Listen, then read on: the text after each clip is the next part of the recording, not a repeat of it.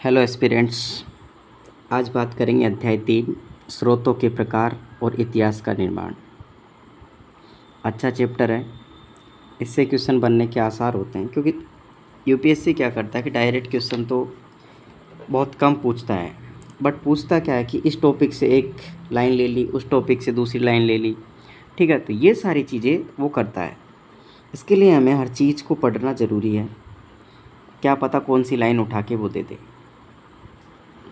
तो स्टार्ट करते हैं। भौतिक अवशेष। प्राचीन भारत के निवासियों ने अपने पीछे अनगिनत भौतिक अवशेष छोड़े हैं। नहीं तो प्राचीन काल में बहुत सारे अपन को भौतिक अवशेष छोड़े गए हैं। भौतिक माना इसको अपन देख सकते हैं, छू सकते हैं, जैसे बर्तन हो गए, सिक्के हो गए, मृदभांड हो गए, जो भी है। अपने पीछे अनगिनत अवशेष छोड़े हैं भौतिक। दक्षिण भारत में पत्थर के मंदिर मिले।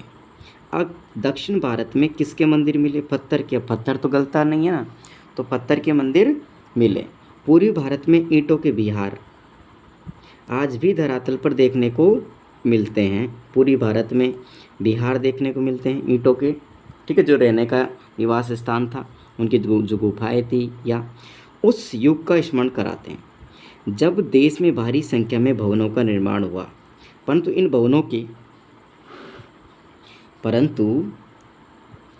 भवनों के अधिकांश जो अवशेष है सारे देश में बिखरे अनेक टीलों के नीचे दबे हुए हैं।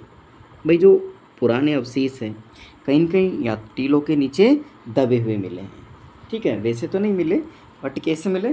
टीलों के नीचे दबे मिले, है ना। मिट्टी के जो टीले होते हैं उनके नीचे, हाँ। दूसरी बात, तो जो हमने कहा टीला धरती की सतह के उभरे हुए भाग को कहते हैं। टीला क्या होता है? धरती की सतह का जो उभरा हुआ भाग होता है ना, उसको क्या कहते हैं? टीला कहते हैं। इस प्रकार से, ठीक है, ये क्या हो गया? टीला हो गया, ठीक है। तो इसको हम क्या कहेंगे? टीला कहेंगे, ठीक है भाई। उभरे हुए भाग को टीला कहते हैं। जिसके नीचे पुरानी बस्तियों के अवशेष रहते हैं उसको अपन टीला कहते हैं, ठीक है। ये तो हमें एक समझ विकसित हुई कि टीला किसको कहते हैं। यह कई प्रकार का हो सकता है। एकल संस्कृति मतलब ऐसे हो सकते हैं जिसमें एकल ही संस्कृति दबी हुई मिली हो, या मुख्य संस्कृति या बहु संस्कृति। ये टीले 3 प्रकार के हो सकते हैं भाई। एक तो हमने सीखा कि ये टीले कैसे होते हैं। हमने कहा जो ज़मीन है, धरती है, उसका जो उभरी हुई जो सतह होती है उसको टीला कहते हैं। फिर हमने कहा ये 3 प्रकार के हो सकते हैं। वहाँ हो सकता है जिन टीलों में एक ही संस्कृति मिली हो तो एकल संस्कृति, मुख्य संस्कृति मिली हो या बहु संस्कृति मिली हो, बहुत सारी संस्कृति मिली हो उन टीलों में, नहीं बहुत सारी चीज़ें मिली हो एक साथ, नहीं अलग अलग संस्कृति से संबंधित। तो एकल संस्कृति टीलों में सर्वत्र एक ही संस्कृति दिखाई देती है। समझ में आ गया? एकल संस्कृति में एक ही प्रकार की संस्कृति दिखाई देती है। और कुछ टीले केवल चित्रित धूसर मृदभांड अर्थात पेंटेड ग्रे बेयर, PGW, हाँ, पेंटेड ग्रे बेयर, है ना, या इसको अपन क्या कहते हैं? चित्रित धूसर मृदभांड, अर्थात जो मिट्टी के जो बर्तन होते हैं उस पर क्या किया गया है? ग्रे, है ना, जो भूरा भूरा क्या है उस पर डिजाइन की गई है ना, उसको कहते हैं क्या? PGW या पेंटेड ग्रे बेयर या चित्रित धूसर मृदभांड। के द्योतक है कुछ सातवाहन संस्कृति के, कुछ कुषाण संस्कृति के मिले हैं। कुछ तो हमको मिले हैं सातवाहन संस्कृति के, कुछ मिले हैं अपन को कुषाण संस्कृति के, ठीक है। तो मुख्य संस्कृति टीलों में एक संस्कृति की प्रधानता रहती है। और मुख्य संस्कृति की टीलों में क्या होता है सर? अब मुख्य संस्कृति जो टीले होते हैं उसमें एक ही प्रकार की संस्कृति रहती है। अन्य संस्कृतियाँ जो पूर्व काल की भी हो सकती है ना, और उत्तर काल की भी हो सकती है, उसको बहु संस्कृति कहते हैं। तो हमने 3 चीज़ सीखी सर। हमने क्या देखा? हमने ये देखा कि भाई टीला क्या है। हमने कहा भाई जो ज़मीन की ऊपरी जो उभरी हुई सतह होती है उसको अपन टीला कहते हैं। फिर हमने ये भी देखा कि टीले 3 प्रकार के हो सकते हैं। एकल संस्कृति मतलब उसमें एक ही प्रकार की संस्कृति मिली हो, ठीक है, सारी जगह एक ही संस्कृति दिखाई देती हो। या हम ये भी देखते हैं कि भाई जिसमें एक ही प्रकार की संस्कृति बट वहाँ प्रमुख प्रधानता एक ही प्रकार की संस्कृति की दिखाई दी, है ना, और जिसमें अनेक प्रकार की संस्कृति जैसे पूर्व काल की संस्कृति और उत्तर काल की संस्कृति दोनों विशेष महत्व की नहीं होती, मतलब दोनों ही नहीं हो। तो बहुसंस्कृतिक, अलग अलग प्रकार की हो, मतलब एक प्रकार की नहीं हो, बहुसंस्कृति हो गई। टीलों के उत्तरोत्तर अनेक संस्कृतियाँ पाई जाती है। टीलों में उत्तरोत्तर क्या अनेक संस्कृतियाँ पाई जाती है, जो कभी कभी एक दूसरे के साथ चलती है। रामायण महाभारत की भांति खोदे गए टीलों का उपयोग हम संस्कृति के भौतिक और अन्य पक्षों के क्रमिक स्तरों को उजागर करने के लिए करते हैं। टीलों की खुदाई दो तरह से की जा सकती है। एक तो अनुलम क्षैतिज, ठीक है, क्षैतिज तो कैसे होते हैं ये, ठीक है। तो एक तो कर सकते हैं क्या, क्षैतिज। तो जो हमने कहा खोदे गए, जो हमने कहा कि भाई अनुलम उत्खनन का मतलब होता है कि सीधी खड़ी, अनुलम का तो मतलब होता है सीधा, ऐसे, ठीक है, सीधी खड़ी करेंगे। तो हमने कहा कि सीधी खड़ी लंबवत खुदाई करें, जिससे विभिन्न संस्कृतियों का कालक्रमिक तांता उद्घाटित होता है। भाई हम सीधी खड़ी करेंगे तो उससे हमको समय का पता चलेगा, है ना।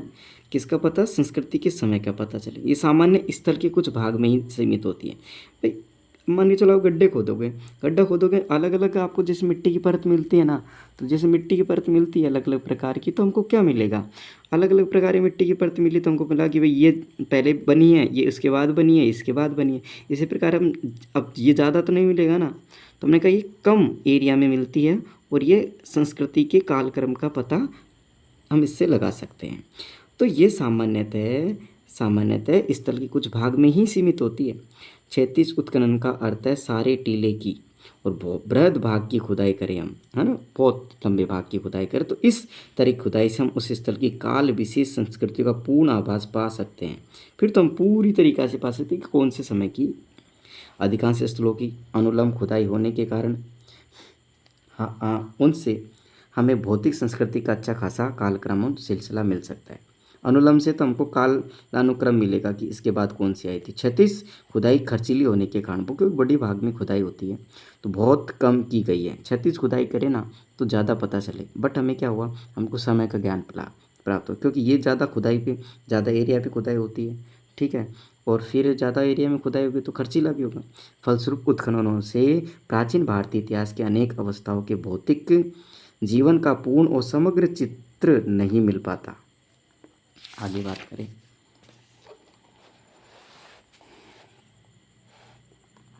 देखो जिन टीलों का उत्खनन हुआ उनके भी पुरावशेष विभिन्न अनुपात में ही सुरक्षित है। सूखी जलवायु के कारण पश्चिमी उत्तर जो प्रदेश है, राजस्थान और पश्चिमोत्तर भारत के पुरावशेष अधिक सुरक्षित बने रहे। नहीं, सूखी जलवायु है तो ज़्यादा, अब जहाँ गीली जलवायु मिलेगी वहाँ पर बहुत सारी चीज़ें तो क्या हो जाएगी, ख़त्म हो जाएगी, और जहाँ सूखी जलवायु है वहाँ पर हमें ज़्यादा चीज़ें मिलेगी। तो राजस्थान में जैसे कालीबंगा में मिला, है ना। तो परंतु मध्य गंगा के मैदान डेल्टाई क्षेत्रों की नम और आर्द्र जलवायु में लोहे के औजार भी संसारित हो जाते हैं। भाई अगर यहाँ जलवायु सूखी है, शुष्क जलवायु है, ठीक है, अराइड जलवायु है, ठीक है, अराइड क्लाइमेट है, तो जो अराइड क्लाइमेट है, सूखी जलवायु है, वहाँ पर तो हमको सुरक्षित मिल जाएंगे लोहे भी। बट यहाँ जब हमने कहा यहाँ ह्यूमिडिटी वाली है ना, डेल्टाई वाला एरिया है, तो वहाँ पर तो संचारित का मतलब क्या होता है कि भाई वो गल जाएगी, है ना, संचारित हो जाएगी। और कच्ची मिट्टी से बने भवनों के अवशेषों को खोजना कठिन है। कच्ची मिट्टी के बर्तन तो मिल ही नहीं पाएंगे ना। तो नम और जलोढ़ क्षेत्रों में तो पक्की ईंटों और पत्थर के भवनों के काल में आकर ही हमें उत्कृष्ट और प्रचुर अवशेष मिले हैं। भाई नम और जो जलोढ़ क्षेत्र है वहाँ पर तो हमको पक्की ईंटों के और ये चीज़ें मिलेंगी, तब जाकर हम उनको पता कर सकते हैं, अन्यथा सारी चीज़ें नष्ट हो चुकी होगी। आगे तो पश्चिमोत्तर भारत में कुछ उत्खननों से ऐसे नगरों का पता चलता है जिसकी स्थापना लगभग 2500 ईसा पूर्व में हुई थी। जो पश्चिमोत्तर भारत में उत्खननों से हमको ये पता चला कि हाँ, यहाँ के जो नगर है वहाँ हमको 2500 ईसा पूर्व क्या हुई थी, यहाँ स्थापना हुई थी। इस प्रकार उत्खननों से हमें गंगा की घाटी में विकसित भौतिक संस्कृति के बारे में हमको जानकारी मिली। गंगा की घाटी में स्थित भौतिक संस्कृति के बारे में जानकारी मिली। इससे पता चलता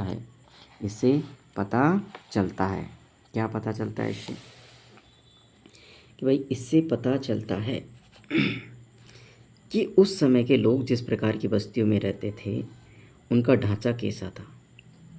हाँ भाई, किस प्रकार के ढांचे में वो लोग रहते थे, वे किस प्रकार के मृद भांड मतलब मिट्टी के बर्तन उपयोग में लेते थे, किस प्रकार के वो घरों में रहते थे, ये सारी चीज़ पता चलती है ना। भोजन में किन अनाजों का उपयोग करते थे और किस प्रकार के औजार या हथियारों का यूज करते थे।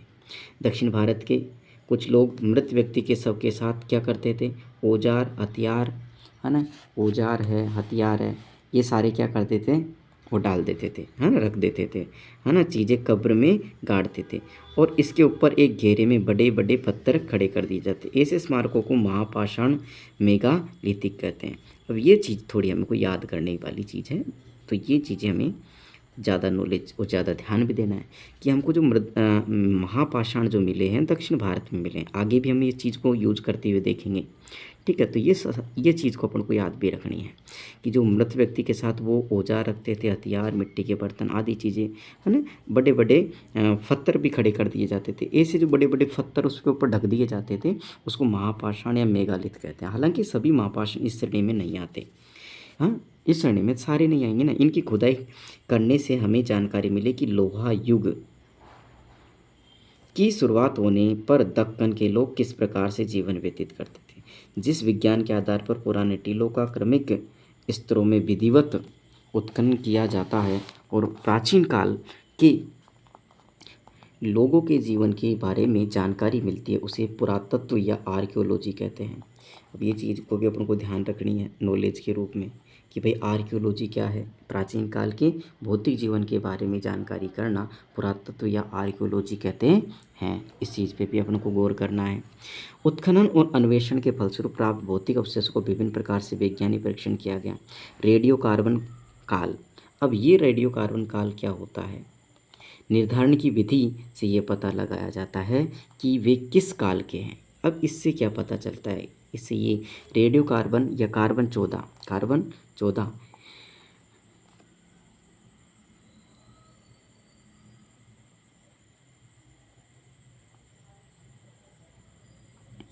रेडियो कार्बन काल या निर्धारण की विधि से पता लगाया जाता है कि वे किस काल के हैं। रेडियो कार्बन या कार्बन 14, जो कार्बन 14, तो हमने कहा कार्बन 14 का रेडियोधर्मी रेडियो एक्टिव समस्थानिक आइसोटोप क्या है, जो भी सभी प्राणवान वस्तुओं में विद्यमान है। सही बात है भाई, कार्बन हम सभी क्या है, अधिकतर जो चीज़ें हैं वो कार्बन की बनी हुई है, अधिकतर जो चीज़ें हैं वो कार्बन की बनी हुई है। ठीक है, अब जब हमारे शरीर में कार्बन है तो हम जब बने होंगे, ठीक है, तब से ही तो हमारे शरीर में कार्बन उपस्थित है। ठीक है, तो जो सभी प्राणवान व्यक्तियों में विद्यमान है क्या, कार्बन के आइसोटोप, है ना, समस्थानिक। ठीक है, अब जब कार्बन के जो समस्थानिक आइसोटोप अगर हमारे शरीर में उपस्थित है, ठीक है, तो हमने कहा कि अर्थात समस्थानिक का मतलब क्या होता है, समस्थानिक का मतलब होता है जिसमें क्या परमाणु संख्या समान हो और द्रव्यमान भिन्न भिन्न होता है, उसको समस्थानिक आइसोटोप कहते हैं साइंस में। सभी रेडियोधर्मी पदार्थों की तरह इसका एक निश्चित समान गति से क्षय होता है, धीरे धीरे धीरे क्षय होना स्टार्ट, है ना।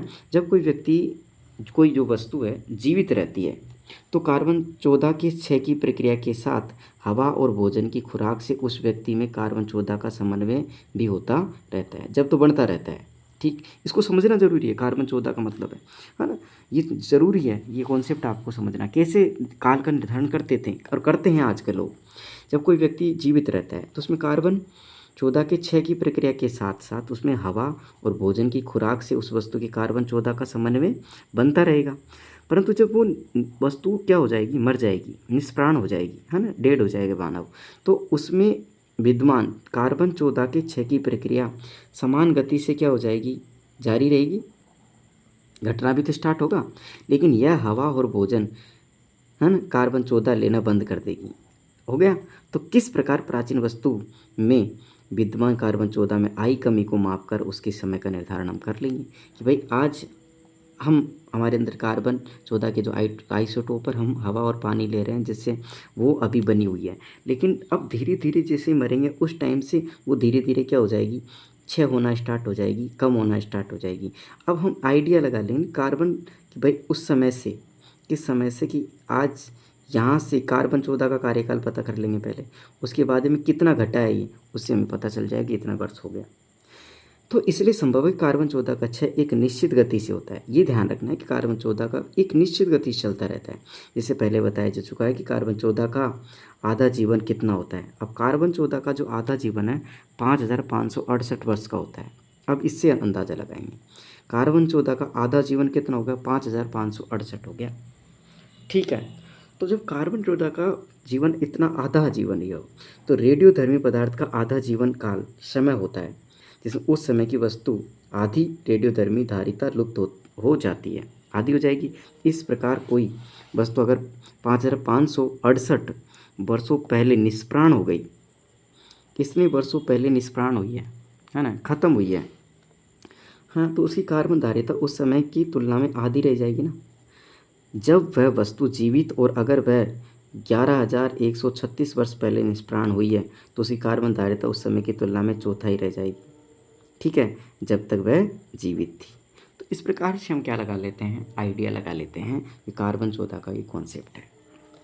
ठीक है, यहाँ से वैसे क्वेश्चन आते ही नहीं हैं, बट हमें जानकारी होनी चाहिए। मान के चलो भाई, आपको आईएएस की तैयारी कर रहे हो और आपको क्या इंटरव्यू में पूछ लिया कि कार्बन आप काल निर्धारण कैसे करोगे, कैसे करते हैं काल निर्धारण, हैं कार्बन 14 से करते हैं, तो कैसे करते हैं वो पूछ लिया, तो फिर प्रॉब्लम क्रिएट हो जाए। ठीक है, तो ये प्रॉब्लम क्रिएट ना हो, इसके लिए ज़रूरी है। अब देखो, पौधों के अवशेषों का परीक्षण एक विशेष पराग के विशेषण द्वारा जलवायु और वनस्पति का इतिहास जाना जाता है। पौधों के द्वारा भी जो पराग कण होते हैं उनके द्वारा। इसी आधार पर यह कहा जाता है कि राजस्थान और कश्मीर में कृषि का जो प्रचलन है 7000 से 6000 ईसा पूर्व से। ऐसे कैसे पता चलेगा, तो हम क्या करेंगे, हम करते हैं जलवायु और वनस्पति का इतिहास पता करते हैं, पराग के विशेषण द्वारा हम करते हैं, जो पराग कण होते हैं उनके द्वारा हम करते हैं। ठीक है, तो और धातु की शिल्प वस्तुओं की प्रकृति और घटकों का वैज्ञानिक विश्लेषण किया जाता है। उनके परिणाम से ये पता चलता है कि वे जगह कहाँ हैं और जहाँ से ये धातुएं प्राप्त की गई है उनमें धातु विज्ञान के विकास की अवस्थाओं को पता लगा है। और पशुओं की हड्डियों का परीक्षण कर उनकी पहचान की जाती है और पालतू होने तथा तरह तरह के काम में लाने का पता भी लगाया जाता है। इस प्रकार से हम उनका काल का निर्धारण कर लेते हैं। ठीक है, आज थोड़ा लाइट गई है, तो मैं अगले पार्ट में आपको इस चैप्टर का आगे दूंगा, क्योंकि लाइट गई है बहुत।